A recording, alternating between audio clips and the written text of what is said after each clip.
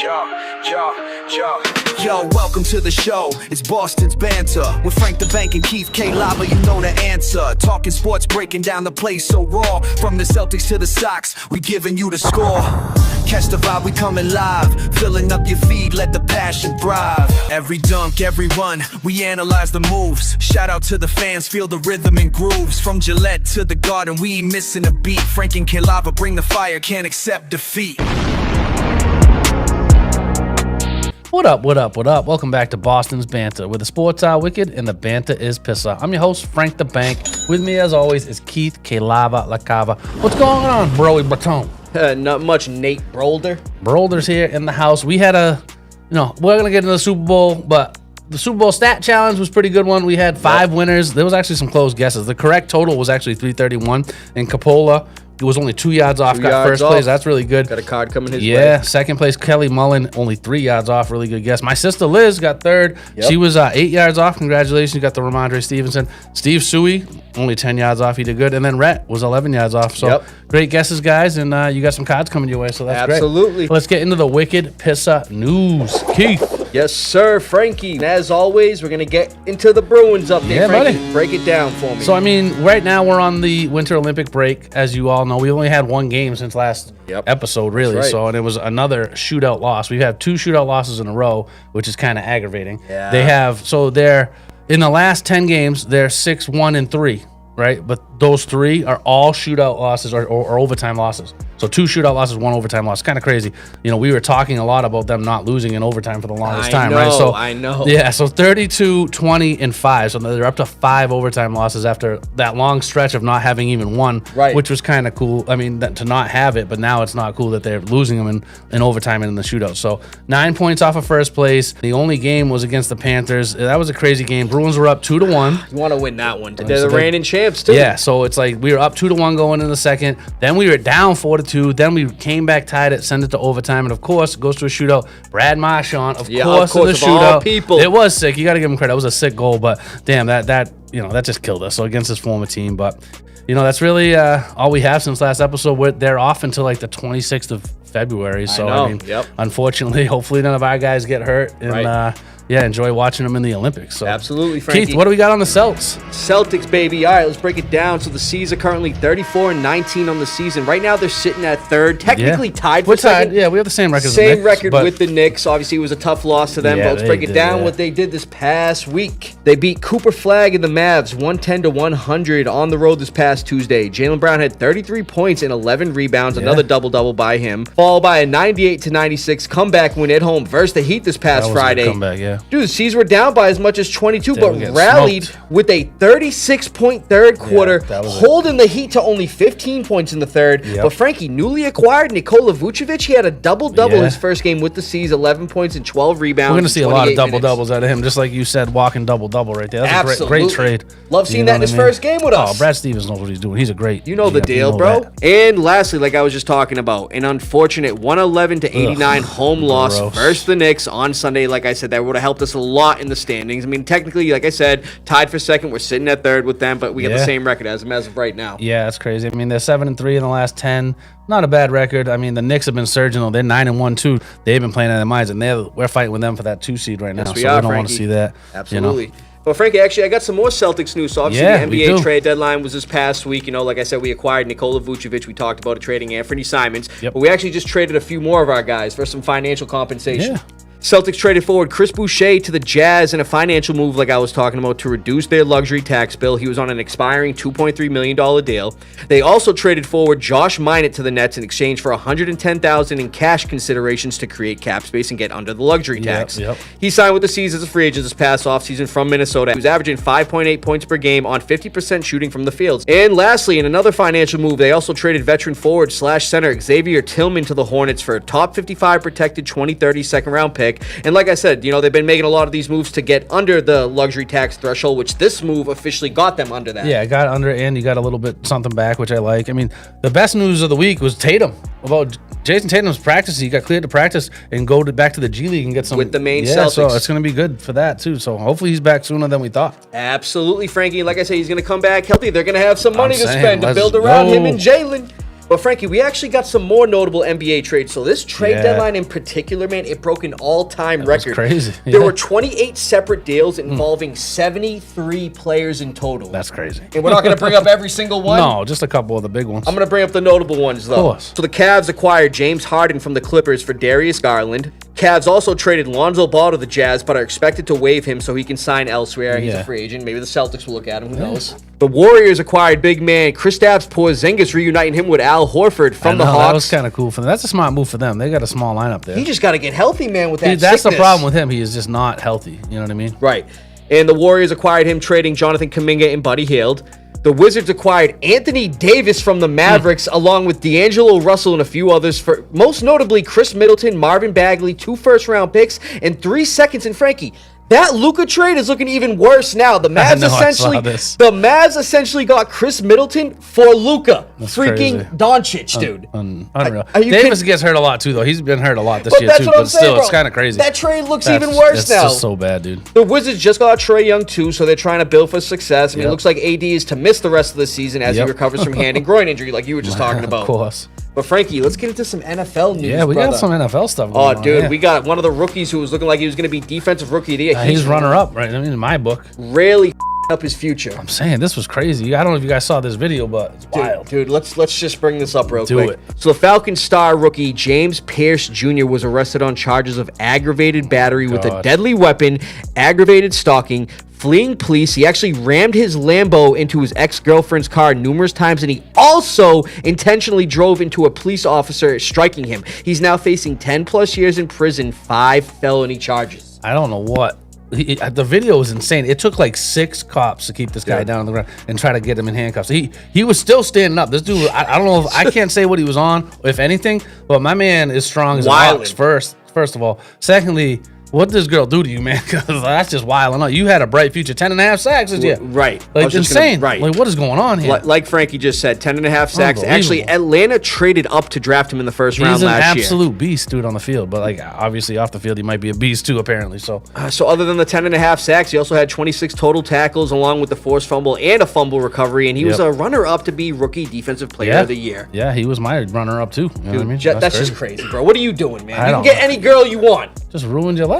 That's what I'm saying, bro. Disgusting, man. Oh. In more NFL news, actually, we got some good news here, man. Some guys we're very familiar with that are getting inducted into the Hall of Fame class of 2026. Yes, sir. So let's break it down. So we got quarterback Drew Brees. He played in the NFL from 01 to 2020. One of my favorites of all time. Oh, honestly. Absolutely. With the Chargers and most notably the Saints for 15 seasons. He retired as the NFL's career leader in both passing yards with 80,353 and touchdown passes with 571. And he's currently second in both those categories behind only Tom Brady. Of course. Never won league MVP, but he has a Super Bowl to his name and Super Bowl MVP, and he led the NFL in passing 7 times, completion percentage 6 times, and touchdown passes 4 times. Congrats to him, well deserved. Yeah, unbelievable. He was short too for the quarterback position, and he just made it work, man. He was such a good baller, good accuracy. Oh, absolutely. Then you got wide receiver Larry Fitzgerald. Another one of my favorites. Come on. Spent his entire 17-year carear with the Cardinals after being a top 3 pick in the 04 NFL draft. He is second to only Jerry Rice in career catches with 1,432. Insane. And also receiving yards with 17,492 while being 6th in touchdown catches with 121. He almost helped Arizona win their first Super Bowl in 2008 versus the Steelers, and he had an incredible 2008 playoff run, dude. In 4 playoff games that year, he had 30 catches for 546 yards and 7 touchdowns. You want to hear this interesting stat, too? The dude has more career tackles, 41, than drops with 29. I love that, dude. That's insane. That draft class was sick. The 2004 draft class was insane. Rivers and Ben Roethlisberger. I mean, that draft class was sick. Absolutely. Then you got linebacker Luke Kuechly. Played his entire short 8-year career with the Panthers from 2012 to 2018. BC, after being baby. That's what I was just going to say. After being a first-round pick out of BC in 2012. And, man, still getting into the Hall of Fame with a short 8-year career. I mean, again, another guy I loved. His injuries really held him back from being even better than he was. I'm glad to see him get in the Hall. He won Defensive Rookie of the Year, followed it up with Defensive Player of the Year the very next season. 7 straight Pro Bowls, 5-time All-Pro, helped the Panthers win 3 straight division titles and a Super Bowl berth in 2015. He finished his career with 1,092 total tackles, 690 solo, 12.5 sacks, 7 forced fumbles, 18 INTs, and 2 defensive touchdowns, including 2 more in a single postseason run. Then we got our boy, kicker Adam Vinatieri. Yes, sir. Hold on. Yes, sir. Love it. Played from 1996 to 2019 with 2 teams, 96 to 05 with the Patriots, where he won 3 Super Bowls, including 2 game winners in the Super Bowl, and a legendary critical kick in a blizzard playoff game versus the Raiders. We all remember that. Yes, sir. Then with the Colts from 06 to 2019, where he won another Super Bowl. He's also the NFL's all-time leading scorer with 2,911. But not only that, Frankie, he's played in 397 games and has 655 field goals made. Those are both all-time records. And then lastly, this guy, it's been only a matter of time for him to get in. Of course. Running back Roger Craig. Love it. Played in the NFL from 1983 to 93, with most notably the 49ers. He also played for the Raiders and Vikings. Craig became the first player in NFL history to post 1,000 rushing and receiving yards in the same season in 1985. A 3-time Super Bowl champ, including back-to-back in the 1988 and 1989 seasons. He was also the first running back to have over 100 receiving yards in a Super Bowl. Also had 3 touchdowns in a Super Bowl win over the Dolphins in 85. So well-deserved to all those guys. Love it. But lastly, man, we're going to bring up some notable coach hirings. Yeah. Let's break it down real quick. So the Jets have hired former Panthers and Colts head coach Frank Reich as their OC. He was also Stanford's interim head football coach last season, so he's getting back to the NFL ranks. The Rams have hired former Commanders OC Cliff Kingsbury to their coaching staff. His title on the team's to be determined, but I'm sure it's going to be obviously something with the offense. And lastly, the Chargers have hired former Jets head coach Adam Gase as a passing game assistant. He's been out of the NFL the last 5 years, but now he returns to help the Chargers. And I'm not going to lie, man, that guy kind of sucked as a coach. He was a coach, and now he's like the 10th in line. Right. At the coaching Yes, position. sir, Frankie. Good stuff, brother. That's all we got, man. Another great Wicked Pissah news. Let's get into a Foxboro Focus. Keith. Yes, sir, Frankie. We all know what just happened, but before we get into that, Frankie, do you want the good or the bad news first? Well, I mean, unless you're living under a rock, I'm sure you know what the freaking bad news is, but why don't we start with the good news? Yes, sir, Frankie. So 2 of our coaches, man, won some awards during the award ceremony this past week. Well deserved. Absolutely. So let's break it down real quick. So our OC, Josh McDaniels, won Assistant Coach of the Year. Nice. Now, we didn't give a prediction on this category, but this isn't a surprise with how he helped the offense be successful, considering where they were last year. From 30th ranked to second in points per game with 28, man. 3rd in total yards with 6,449 and 5th in first downs with 360. What a transformation. That was awesome. This is his 3rd stint with us as OC. I mean, the guy had a Mac Jones-led offense get to the playoffs the last time he was with us. That's true. He was vital in Drake May's development, almost getting him to be league MVP. With all the show OCs we've had over the years, I'm glad he's back. And then, of course, Frankie, our head coach. Well, this was like automatic. We knew this. Absolutely. Mike Vrabel won Coach of the Year. Now, his second time winning the award, he transformed a 4-13 team to 14-3, and it is the first Pats coach to win the award since Belichick in 2010. Yep. He's also praised for changing the team's identity and had this team clicking on all cylinders. It's true. His 10-win increase from the season before is tied for the largest improvement by a team with a new head coach in NFL history. Yep. A lot of players are going to want to play for him next season. I love it. I'm going to give them a round of applause, and you're absolutely right on that. I mean, he's a player's coach. He's he wants to be out there with him, wants to fight for his guys the whole time. He's a great coach. So that's right, Frankie. I like to see the culture change back to where we're used to. You know what I mean? Right. That's right, bro. Why don't we get into the bad news? Hold on. I mean, people were calling for McDaniels' head after this game. I was one of them. You were one of them, but let's get into it. I was also drinking too. Yeah, we all were. We were all by like the third quarter gone.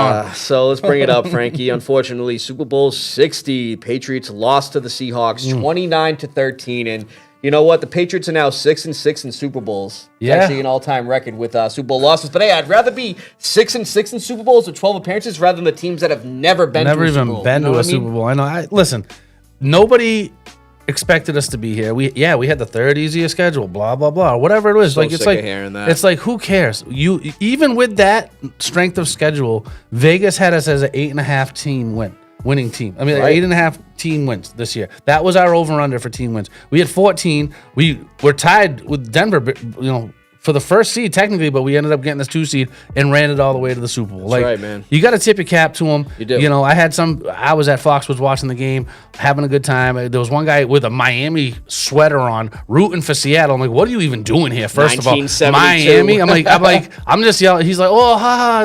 I'm like, at least we don't have Tua. I'm like, what are you even doing? When's the last time you even been to the playoffs? That's what are you talking about? I'm like, the last time you won a playoff game. I'm like, get out of here, bro. I'm like, you're just one of those guys that are looking for attention. I was like getting mad about it. I'm like, bro, they had a good season. You tip your cap. Seattle had a monster team. They had a great defense. Absolutely. What can you do? You can't win every single game. You can't win every time you go there. We had a chance to be there. It's great experience for a young quarterback who played unbelievable this year. You know, I don't know. It is what it is. I hate people that talk like, oh, this, that, and the other thing. And, you know, it is what it is. No credit, man. But, Frankie, let's bring up the highlights real quick. Super Bowl 60, Patriots versus Seahawks. Seahawks got the ball first, and on the first play of the game, Sam Darnold handed it off to Kenny Walker III for a nice 10-yard gain. Seahawks would then settle for a 33-yard field goal, which is converted successfully by kicker Jason Myers to make the score 3-0 to start the Super Bowl. Patriots next drive, they're at the Seattle 45, and Drake May out of the shotgun. He's feeling the pressure, and he's going to get sacked by defensive end Derek Hall. Ultimately, the Patriots are going to have to punt. 3 plays into the Seahawks next drive, Sam Darnold out of the shotgun. He's feeling the pressure by safety Jalen Hawkins, and he's going to throw a deep pass downfield to Jackson Smith-Njigba, but it's overthrown, 3 and out. Patriots are going to get the ball back. Patriots next drive facing a 3rd and 15, and Drake May again is under pressure. This time he's getting sacked by corner Devin Witherspoon. Patriots are going to have to punt again. Seahawks next drive, they're also facing a 3rd and 15, and Sam Darnold out of the shotgun. He's just going to be looking for Jackson Smith-Njigba, but it's incomplete. They're going to punt. Patriots next drive, start of the second quarter, 2nd and 5. Drake May looking for Hunter Henry, but it goes right through his gloves. Should have been an easy catch. You got to catch those, especially in the Super Bowl.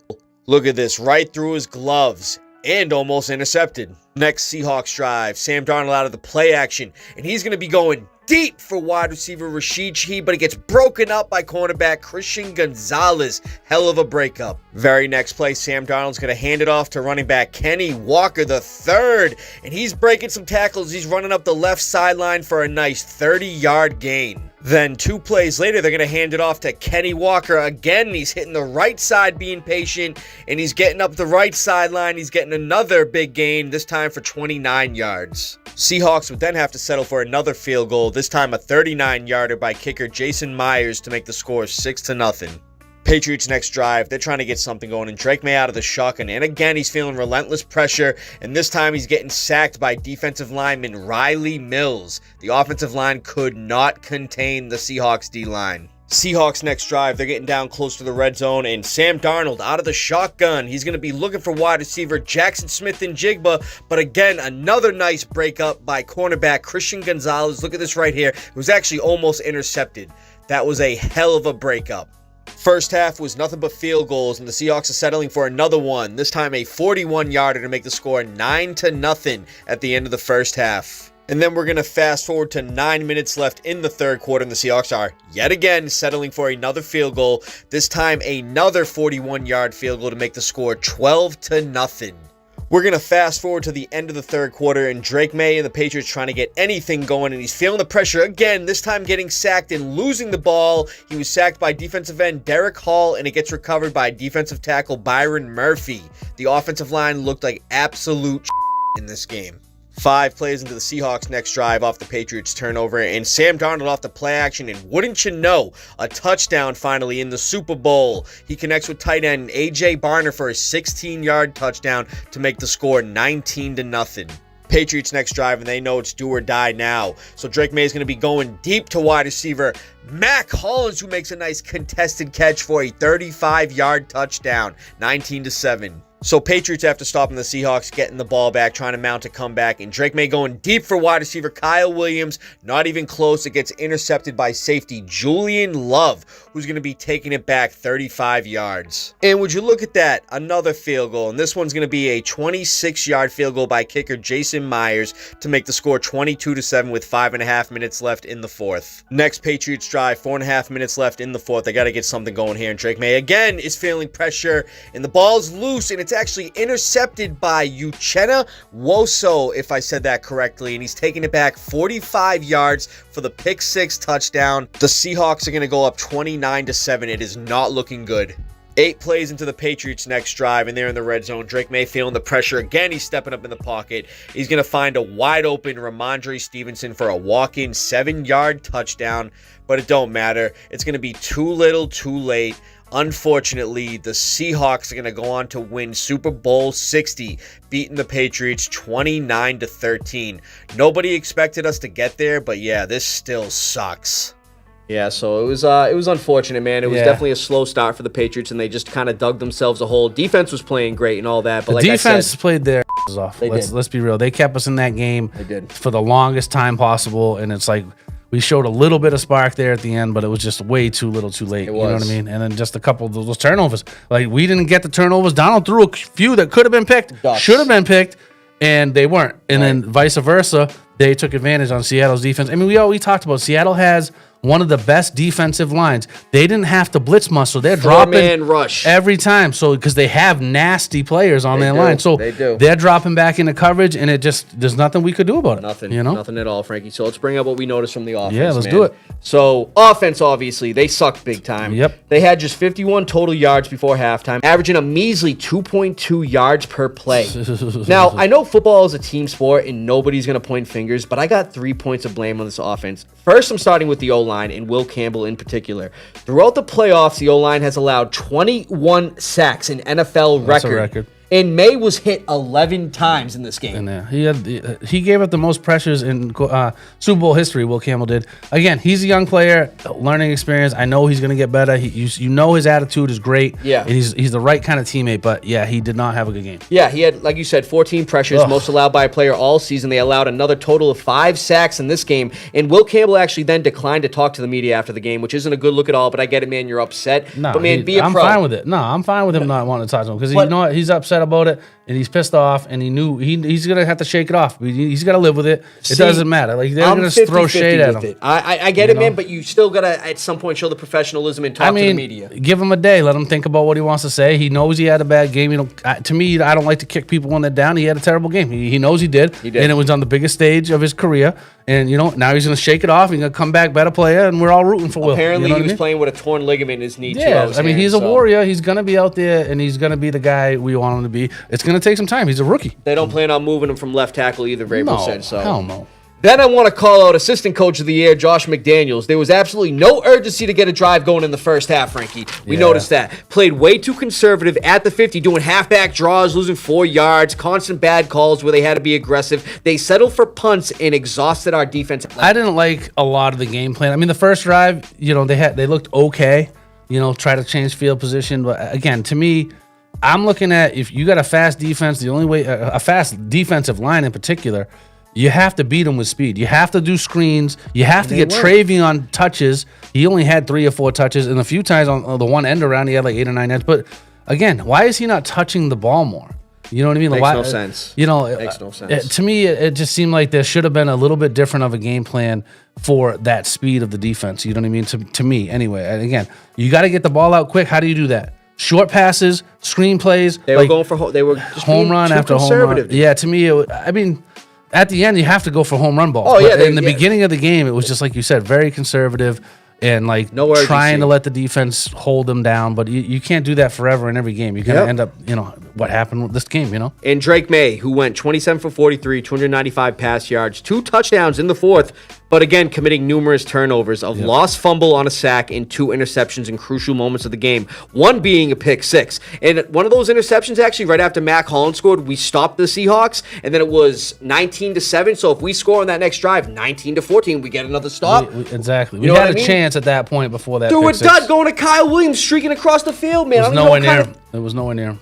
Also, some big drops by Hunter Henry, Kayshon Boutte that could have kept drives alive. All in all, it was a terrible offensive performance. We need more O-line help and an elite wide receiver to help May out next season, in my opinion. Again, I think the offensive line is the biggest need there. I don't know. Again, the tight ends, Seattle wasn't very good against tight ends this year, but they shut him down this time. Henry had at least 2 drops. 2 crucial drops. One was a little behind him. The other one was just a clear drop. So, again, I thought the game plan should have been different in this game. You're right. But it is what it is at this point. Everything's 20/20 hindsight, That's it, man. And then let's bring up what I noticed from the defense, Frankie. Yes, sir. So our run defense that has been superior all year, they allowed Kenny Walker III to run for 135 yards, making him the first running back to win Super Bowl MVP since Terrell Davis in 1998. Yeah, that was a while. In the beginning of the game, they were keeping Seattle in check, only allowing a few field goals. They just had to keep going back on the field with no breaks due to the offense's lackluster performance, like I was just talking about. Yep. Darnold didn't have the best night either, though. He was 19 for 38, barely 200 yards passing, and 1 touchdown in the fourth quarter.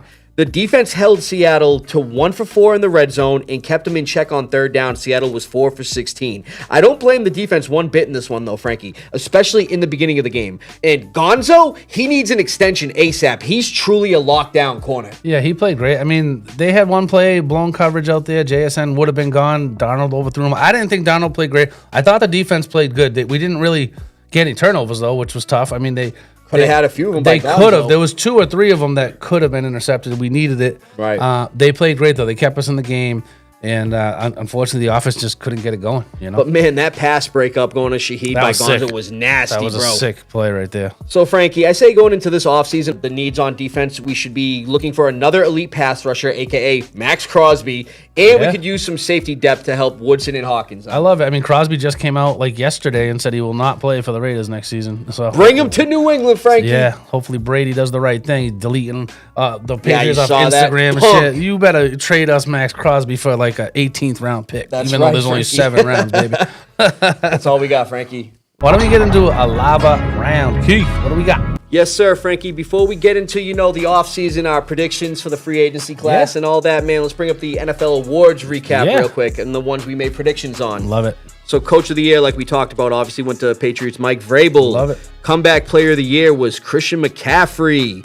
Offensive Rookie of the Year was Teteroa McMillan. Defensive Rookie of the Year was Carson Schlesinger. Nasty. Offensive, so nasty. He is, dude. Offensive Player of the Year was Jackson Smith and Jigba. Yep. Defensive Player of the Year, obviously Myles Garrett. And MVP wasn't Drake May, it was Matthew Stafford. Yeah, I mean, I took Stafford just because from a betting standpoint, but it is bull. I mean, I still think Drake was very deserving and could have won it. You know what I mean? I do too. It's just like one of those things. One voter voted for Justin Herbert. Your boy Herbert. That wasn't me. Your boy Herbert got that vote. Like, what the hell? Talk about throwing a vote. That's what I'm saying. Come on, he could have been like 10th on the list. So, Frankie, you insane. went 7-0 with all the picks. Damn right. I went 6-1. So, Frank Stradamus, speaking of, let's get into these predictions, bro. Let's see if you got some Frank Stradamus powers. You know I did well on the free agency last year. Let's hit it this year. You know what I mean? So, Frankie, number 1, we're going to go with Daniel Jones. And where do you think he's going? I mean, he got to go back to the Colts. Let's be real. Saying. It's just got to be him. I mean, he played great there. Best he's ever played by far. He knows the system. Yep. Coach loves him. Like, I mean, it just makes the most sense. They're going to probably re-sign him if I had to guess. Absolutely. I don't see Indy letting Indiana Jones walk this offseason, Frankie. They played out of their minds when he was there. He started the season 8-2, going on a little skid before he suffered a torn Achilles in December. The Colts are 13th in cap space going into this offseason, and he should and probably will be their main priority this offseason. Actually, I looked into it. Colts GM Chris Ballard said in his season-ending news conference that the team intends to re-sign him. Just a waiting game right now. Yeah, yep. Number 2, we got Kirk Cousins, Frankie. Where do you think he's going? Kirk, I mean, he's getting there. He's, he don't got much left in the tank, but I could see him go back to Minnesota. I'm taking Minnesota. I just think that JJ's too injured a lot. I mean, he knows the system. He's a gunslinger. Yep. I mean, they have the wideouts for that.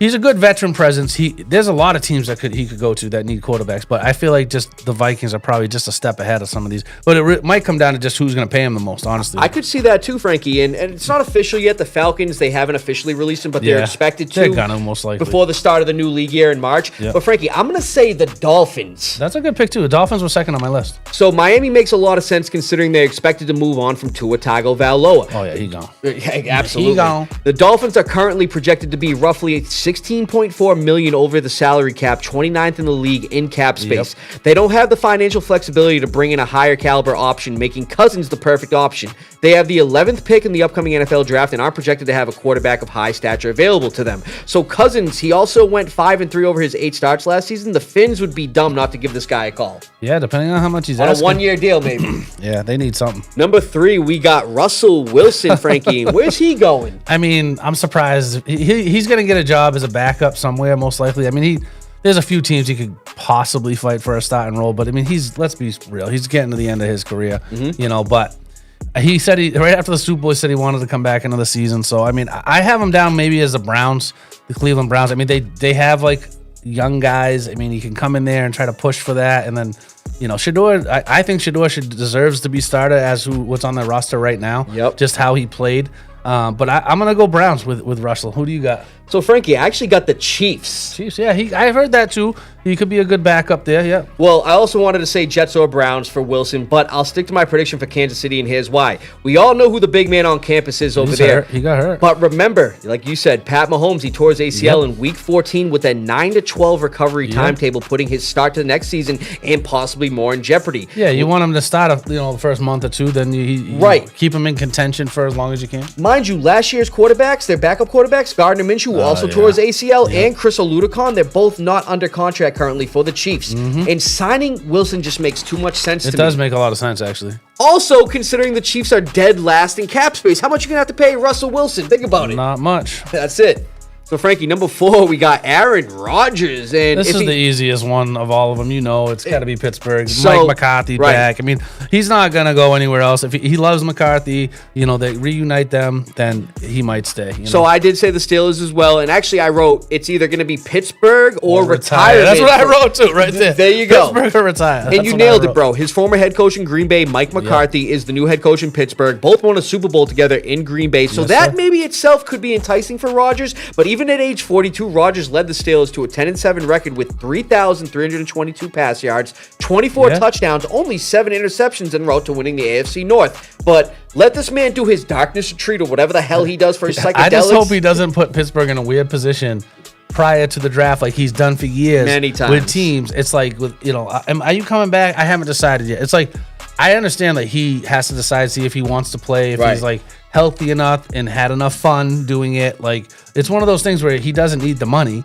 but does he want the retirement yet or not? Does he want to hang him up? That's really what it comes down to. They won the division last year. I would come back. I mean, he played well enough. Like you said, playoffs, division winner. Like, you played good. Your roster's not bad. You went into the playoffs without, the last couple weeks without DK and stuff. Like, it's like, you have a good team right there. So, that's not a bad team. And his old head coach is now the coach. So there you go. I think he should come back at least one more season. I would. We'll see what happens with that, Frankie. Yes, sir. And lastly, we got Malik Willis. Where do you think he's going, Frankie? So this guy is the dream of a lot of people out there. He's looked good at times. He's looked really terrible at times with the Titans. But the last couple times he's filled in for Jordan Love, he played out of his mind. Last year and this year. So to me, you want to go get this guy, especially if you have a terrible draft pick. But my 2 spots are either Miami or the Cardinals. I'm going for the Cardinals here just because what you talked about with the cap space, 1. And 2, if Malik Willis is smart, you want to go to the Cardinals. Tyreek Hill's all banged up, and who knows if he's even come back after that bad injury, from Miami. Right. He might be a career ender, or he'll lose a step. You know what I mean? So to me, the Cardinals have everything you want.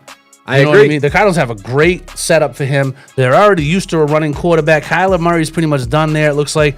To me, Cardinals, go out and get this kid. Trey McBride is an absolute animal. You have a young receiver, Marvin Harrison. And if Wilson comes back and all that, like, they have a good team there. Dude, I totally agree. Totally agree. I'm saying Cardinals as well. Yeah, that's great, yeah. Even with Kyler Murray still currently there, he could get traded this offseason, which we've been hearing. Or he does not. He just, he don't even want to. He wants to play video games or something. Well, that's the thing, play too. Video games. Listen to this. New Cardinals head coach Mike LaFleur, he could get some inside scoop on Willis from his brother and Packers head coach Matt LaFleur, who coached Willis in Green Bay last year. Now, Willis started 2 games in 2024 for the Packers, going 2-0, and he threw for 550 yards, 3 touchdowns, 0 INTs, and he had 1 start this past season, narrowly losing to the Ravens, but he had 4 appearances this season. He had 422 pass yards and 3 touchdowns. The quarterback situation in Arizona is a show. Absolutely. Like I said, Murray could be dealt, and Jacoby Brissett, he went 1-11 as a starter last year. You look at Jacoby Brissett's fantasy numbers, the kid went bananas, though. So you look at Malik Willis going there, this kid could have 5,000 points That's a game. what I'm saying. It's like nuts. So, I mean, to me, I'm totally with you. Right. I think it's a great setup for him there if he goes there. And again, if the money's right, you should go there for sure. And I think it's a good opportunity for a guy like him who hasn't really been known as a full-time starter to go there. And like you said, I mean, he was drafted pretty high. He played great at Liberty. He was one of my favorite quarterbacks to watch. He almost won the Heisman. He was unbelievable to watch. But he went to the Titans, which is a terrible fit for any quarterback right now. Right. And unfortunately, he just didn't get the reps and looked like crap. So, I mean, like that team was no good. They got some receivers over there, and Michael Wilson, MHJ, I mean, get your money, get your bag first, though. Like, cause this might be the only big contract you ever get, but you look up to set yourself up, too. I think Arizona's the place, Yeah, Frankie. Definitely. I love that. That's all we got, Frankie. We'll see what happens, brother. Boom. Another great episode. Tough loss, though, man. Yeah. Oh, man. Good love around, but that Foxboro Focus hurts. But it does. It was really a great season for the Pats, though. I got to give them credit for that. You know what I mean? Yes, sir. So thank you all for liking, subscribing, sharing, and all that. So Yeah, so I mean, with football ending, we still got basketball. You know what I mean? So that's good. And there's actually a really cool basketball animation movie coming out called GOAT. Yeah, it looks pretty cool, Frankie, actually. A lot of big actors providing voices for that. You got Caleb McLaughlin from Stranger Things. Yep. David Harbour, also from Stranger Things. I saw that, yeah. Steph Curry, Jelly Roll, Nick Kroll. Wow. Man, they got a lot of big actors in that. Yeah, that seems cool. I mean, it'll be fun. I'll bring the kids to it probably, but... Hey, do you hear that dribbling? Frankie, it's the GOAT over there, man. Look at him. Yep. Oh, he's putting up a Jimmy. I like it. All right, Frankie, he knows the deal, man. Let's get him on out of here and bounce. Yeah, buddy. You're the GOAT around here, Keith. But from being town to your town, stay wicked Pissah. From the TD garden to your garden, thanks for listening, everybody. We're going to see you guys next week.